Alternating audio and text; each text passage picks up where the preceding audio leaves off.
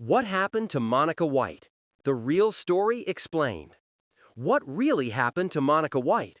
If you watch the dating app killer, the Monica White story, you may be wondering what happened to the real woman behind the Lifetime movie, and whether the terrifying events shown on screen actually happened. The answer is yes. The movie is based on Monica White's real experience with Anthony Robinson, the man later known as the shopping cart killer. But Monica's real story is even more disturbing because she met Robinson before police knew that he was connected to a series of murders. And most importantly, Monica survived. She ended the relationship before Robinson was arrested in 2021, and she was not one of the women he was convicted of killing. Recent coverage from Netflix's Tudum confirms that White met Robinson online in 2020 and ended their relationship in early 2021 after his behavior toward her and her family became inappropriate. So how did Monica meet Robinson? Why did she become suspicious? And how close did she potentially come to becoming another victim? Let's go back to the beginning. Monica White was 53 and had recently gone through a divorce when she decided to try online dating. Like many people, she was hoping to meet someone and begin a new chapter of her life. She eventually joined a dating app. That's where Anthony Robinson contacted her. His first message was reportedly friendly and flattering.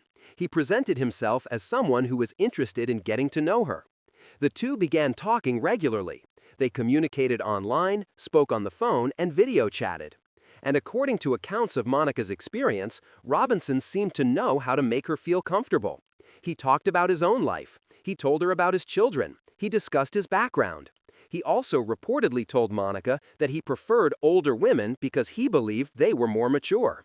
At the time, none of this necessarily appeared dangerous.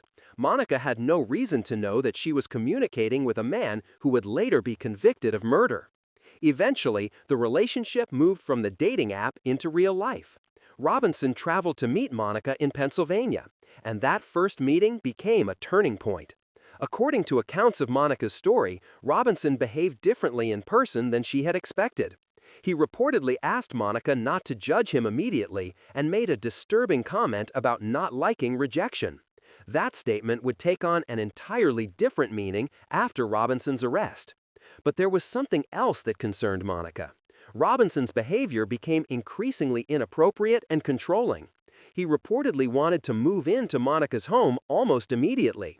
For someone she had only recently met, this was a major red flag. Monica said no, and that decision was important. The relationship continued for a short period, but Monica became increasingly uncomfortable. Robinson later returned to Pennsylvania. This time, however, the situation became even stranger. He reportedly arrived with a one-way ticket and told Monica that he planned to stay in Pennsylvania. That was not what Monica had agreed to. She began realizing that the man she had met online wasn't behaving like the person she thought she knew. Eventually, the relationship ended.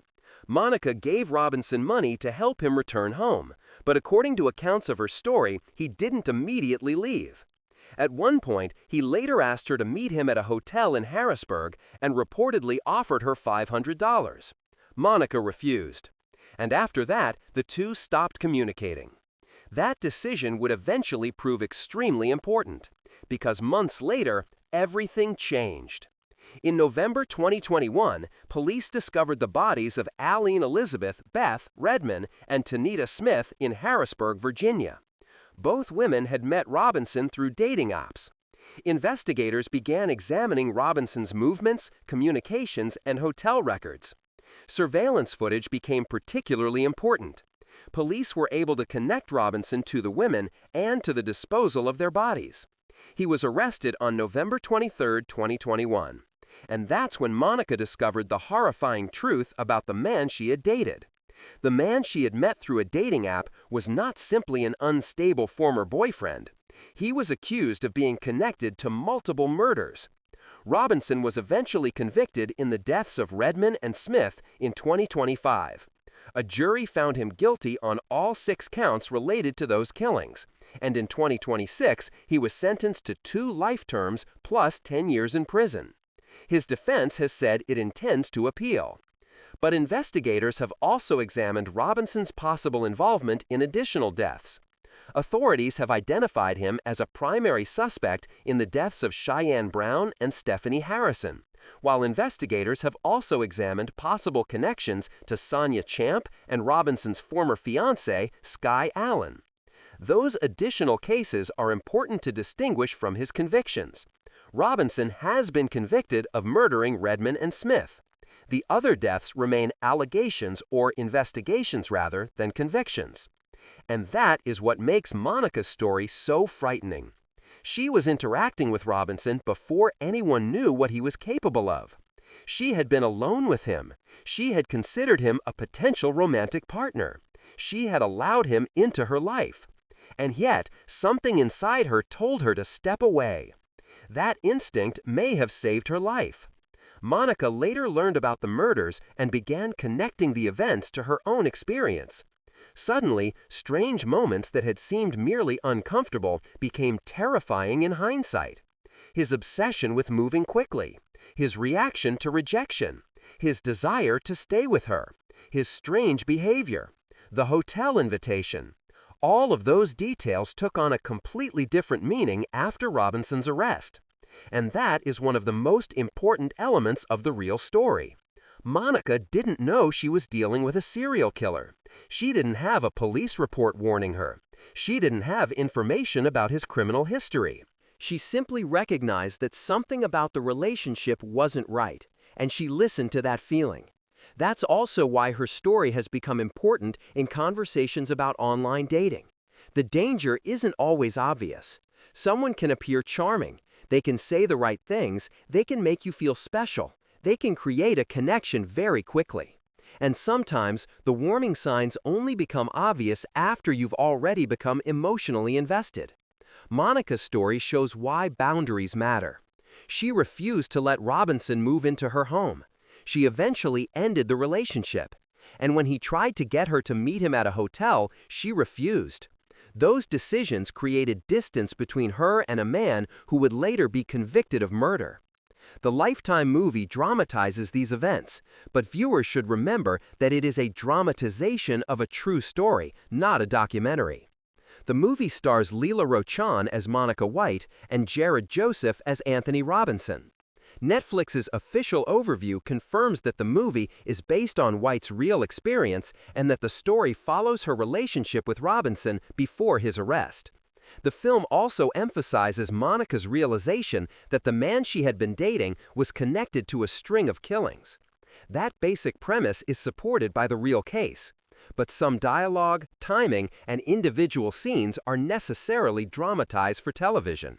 So if you're watching the movie and wondering whether Monica really experienced these things, the answer is that the relationship and her encounter with Robinson are real, while the movie's presentation should not be treated as a word-for-word reconstruction. And what happened to Monica after Robinson was arrested? The most important answer is that she survived. Current 2026 coverage continues to identify Monica White as the woman whose real-life experience inspired the movie. Netflix's recent coverage describes her as the real person behind the story, while A&E's updated reporting continues to discuss her relationship with Robinson and her escape from the situation before his arrest. There has been no credible report that Monica White was killed. She was not one of Robinson's 2 convicted murder victims. Instead, she became one of the people who could look back and realize just how dangerous the relationship had been. And that distinction is incredibly important. When people hear the term dating app killer, they may focus on the victims and the crimes. But Monica's story reveals another side of the case. She shows what Robinson was like before his crimes became known publicly. She interacted with him when he could still present himself as a normal man looking for a relationship. That's what makes her account so valuable. It provides a glimpse into how Robinson allegedly gained people's trust. And it also demonstrates that his behavior could become increasingly disturbing once someone got closer to him. Robinson is now in prison. He is serving 2 life sentences plus 10 years for the murders of Redmond and Smith. Meanwhile, investigations into other possible victims have continued to receive attention. But Monica's story has a very different ending. She got away. She trusted her instincts. She ended the relationship. and she refused to meet Robinson at the hotel when he later offered her money. Imagine what might have happened if she had made a different decision. We can never know. And that's why it is important not to romanticize the story or treat it like a thriller. This was a real woman who found herself in a frightening situation with a man who was later convicted of killing 2 women. Monica wasn't responsible for his crimes. She wasn't responsible for what happened to his other victims. She was simply someone who encountered a dangerous person and managed to walk away. So, what happened to Monica White? She met Anthony Robinson through a dating app in 2020. They dated for several months. His behavior eventually made her uncomfortable. She ended the relationship in early 2021. Later that year, Robinson was arrested after investigators connected him to the murders of Beth Redman and Tonita Smith. Monica then realized how dangerous the man she had been dating really was. Her story eventually became the basis for The Dating App Killer, the Monica White story, bringing her experience to a much larger audience. And as of the latest reporting in August 2026, Monica White is alive. Her story is not the story of another victim. It's the story of a woman who recognized that something was wrong and got out before it was too late. And perhaps that's the most important part of Monica White's real story.